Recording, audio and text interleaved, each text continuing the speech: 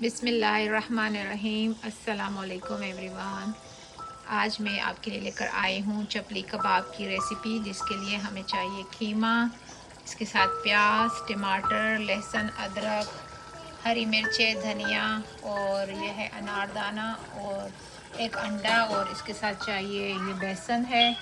और मसालों में हमें चाहिए ड्राई जो होता है सूखा धनिया, ज़ीरा, कुटी हुई लाल मिर्च, नमक, हल्दी, कुटी हुई लाल मिर्च, धनिया और ज़ीरा कुटा हुआ। और अब हम इसको मिक्स करेंगे। तो देखिए हमारा चपली कबाब का मसाला रेडी हो चुका है, और अब हम इसको फ्राई करेंगे। जब फ्राई हो जाए तो फिर मैं आपको दिखाऊंगी।